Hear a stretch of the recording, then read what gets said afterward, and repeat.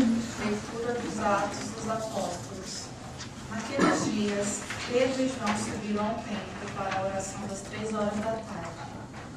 Então trouxeram um homem coxo de nascença, que costumavam colocar todos os dias na porta do templo, chamada Formosa, a fim de que pedisse esmolas aos que entravam. Quando viu Pedro e João entrando no templo, o homem pediu uma esmola. Os dois olharam bem para ele e Pedro disse: "Olha para nós." O homem fitou neles o olhar, esperando receber alguma coisa. Pedro então lhe disse: "Não tenho ouro nem prata, mas o que eu tenho eu te dou. Em nome de Jesus Cristo, o Nazareno, levanta-te e anda." E pegando-lhe a mão direita, Pedro levantou.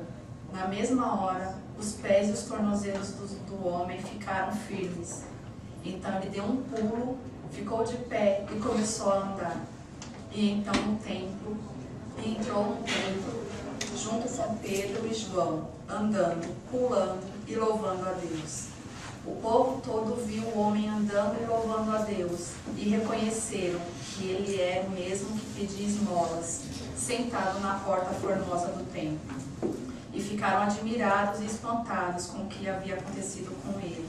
Palavras do Senhor. Graças a Deus.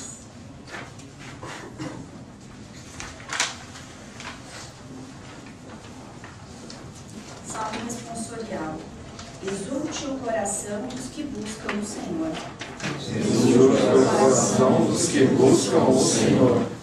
Dai graças ao Senhor, gritai seu nome, anunciai entre as nações seus grandes feitos.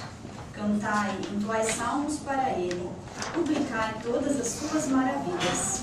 Exulte o coração dos que buscam o Senhor. Gloriai-vos em seu nome, que é santo. Exulte o coração que busca a Deus. Procurai o Senhor Deus e seu poder. Buscai constantemente a sua face. Exulte o coração dos que buscam o Senhor. Descendentes de Abraão, seu servidor, e filhos de Jacó, seu escolhido, ele mesmo.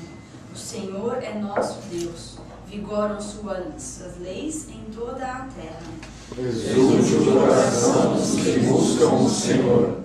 Ele sempre se recorda da aliança, promulgada a incontáveis gerações, da aliança que ele fez com Abraão e do seu santo juramento a Isaque. Exulte o coração dos que buscam o Senhor. Aleluia, aleluia, aleluia, aleluia, aleluia, aleluia, aleluia. O Senhor esteja convosco. Ele está no meio de nós. Proclamação do Evangelho de nosso Senhor Jesus Cristo segundo São Lucas. Glória ao Senhor. Naquele mesmo dia, o primeiro da semana, 2 discípulos de Jesus iam para o povoado chamado Emaús, distante a 11 quilômetros de Jerusalém. Conversavam sobre todas as coisas que tinham acontecido. Enquanto conversavam e discutiam, o próprio Jesus se aproximou e começou a caminhar com eles. Os discípulos, porém, estavam como cegos e não o reconheceram. Então Jesus perguntou: "Que ides conversando pelo caminho?" Eles pararam com um rosto triste e um deles, chamado Cleofas, lhe disse: "Tu és o único peregrino em Jerusalém que não sabe o que aconteceu lá nesses últimos dias?" Ele perguntou: "O que foi?" Os discípulos responderam: "O que aconteceu com Jesus, o Nazareno, que foi um profeta poderoso em obras e palavras, diante de Deus e diante de todo o povo. Nossos sumos sacerdotes e nossos chefes o entregaram para ser condenado à morte ou crucificado. Nós esperávamos que ele fosse libertar Israel, mas apesar de tudo isso, já faz 3 dias que estas coisas todas aconteceram. É verdade que algumas mulheres do nosso grupo nos deram um susto. Elas foram de madrugada ao túmulo e não encontraram o corpo dele. Então voltaram dizendo que tinham visto anjos e que estes afirmaram que Jesus estava vivo. Alguns dos nossos foram ao túmulo e encontraram as coisas como as mulheres tinham dito.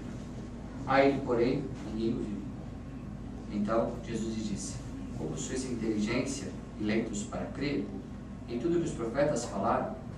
Será que Cristo não devia sofrer tudo isso para entrar na sua glória?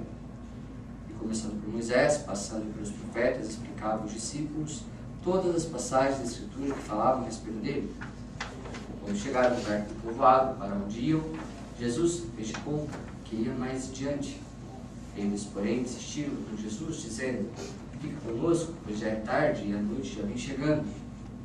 Jesus entrou para ficar com eles. Quando se assentou à mesa com eles, tomou o pão, abençoou, partiu e lhe distribuía. Nisso os olhos dos discípulos se abriram e eles reconheceram Jesus. Jesus, porém, desapareceu da frente deles. Então, um disse ao outro: não estava ardendo o nosso coração quando ele nos falava pelo caminho e nos explicava as Escrituras? Naquela mesma hora, eles se levantaram e voltaram para Jerusalém, onde encontraram os 11 reunidos com os outros. E estes confirmaram: realmente o Senhor ressuscitou e apareceu a Simão. Então, os dois contaram o que tinha acontecido no caminho e como tinham reconhecido Jesus ao partir do pão. Palavra de salvação. Glória a vós, Senhor. Louvado seja o nosso Senhor Jesus Cristo. Para sempre seja louvado. Vocês estão alegres, contentes, felizes? Não murmuraram nada nesses últimos dias, estão contentes e sorridentes, sem problemas nenhum, não é verdade? Afinal de contas, Cristo ressuscitou. O que isso tem a ver, Padre, comigo? Tudo bem, foi toda aquela celebração de 3 horas, o padre não parava de falar, aquela rita toda, aquela coisa toda, mas eu já voltei para a minha realidade. E a minha realidade é essa, uma realidade problemática, uma realidade onde eu não encontro muito sentido. É mais ou menos isso o que esses discípulos estavam sentindo. Viveram toda a experiência da morte, da paixão do nosso Senhor, receberam a notícia da ressurreição, mas e daí? Deixa eu voltar para a minha vida? Foi tudo um sonho. O que Cristo falou, o que Cristo pregou, é tudo muito bonito, é tudo muito ideal, mas a realidade prática é outra. Então deixa eu me conformar com isso. A volta para Emaús quer dizer isto na vida desses homens. Jesus, um fenômeno, uma experiência, mas deixa eu voltar para o mundo real. Só que era um mundo real às cegas. Eles não conseguiam enxergar Cristo do lado deles, Cristo falando com eles. E quando não se encontra na realidade o Cristo, que é o autor de toda a realidade, você de fato não está na realidade. A realidade verdadeira é a realidade com o Criador. E o Criador dessa realidade tem nome e sobrenome: Jesus Cristo. Eles estavam vivendo num mundo de ilusão, quando achavam que existia uma vida sem Cristo. Que achavam que Cristo simplesmente foi um fenômeno que passou pela vida deles e que agora então eles iam para a realidade. Não existe realidade sem Cristo. E eles vão começar a ter cada vez mais a certeza disso, quando no partir do pão, Jesus então se revela a eles. Automaticamente nós lembramos da missa. É inevitável. Portanto, nossa realidade só vai ser verdadeira quando tivermos uma profunda intimidade com o Criador desta realidade. E essa realidade, como o Criador, nós vamos tê-la a partir do pão, a partir da Santa Missa. Aqui nesse momento que recebemos o Senhor, conseguimos enxergar a realidade com mais nitidez, enxergar a realidade com mais clareza, inclusive, então agora, como lidar com os problemas desta realidade.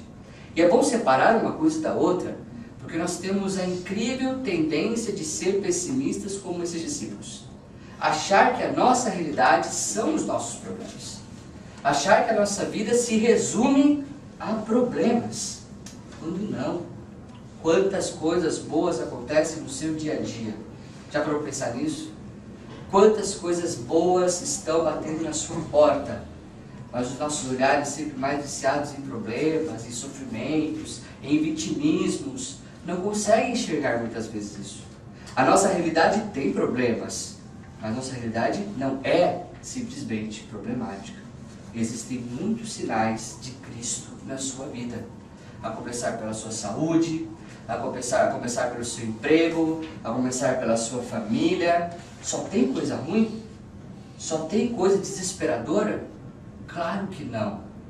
Precisamos ver que onde abunda muitas vezes o pecado, os problemas, superabunda a graça. superabunda a presença do Senhor.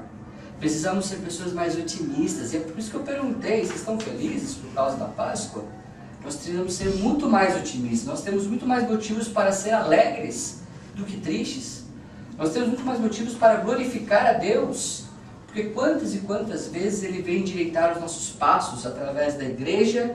Na primeira leitura, conforme vemos, Pedro é o símbolo da igreja e que agora vai fazer os mesmos milagres que Jesus fazia na sua atividade pública antes da cruz. O Atos dos Apóstolos é o evangelho da igreja, né? Se o evangelho de João, Marcos e Mateus e Lucas contam a vida de Cristo nos seus efeitos de divulgação da Boa Nova, o Atos dos Apóstolos divulga nos primeiros tempos do cristianismo a atividade da igreja que simplesmente imitava o seu mestre. Se Jesus curou paralíticos, a igreja também vai curar. E quanto hoje na igreja, através do partir do pão, a igreja quer fazer você perceber mais Cristo nessa sua caminhada, entender que a partir dele agora que você vai enxergar todas as coisas, inclusive como resolver os seus problemas, mas o maior de todos os problemas, entender que a sua vida não é um problema. Entender que a sua vida é uma vida abençoada, uma vida cheia de graças, é uma vida cheia de bênçãos, principalmente porque você tem o autor de todas elas dentro de você, inserido no mais profundo do seu coração. Então você que está meio triste, meio cabisbaixo, force um sorriso pelo menos. Force uma alegria. Quando a gente se esforça para ser alegre, a graça contribui e faz com que esta alegria se torne natural, porque antes de qualquer coisa ela é sobrenatural. Louvado seja o nosso Senhor Jesus Cristo. Sempre seja louvado.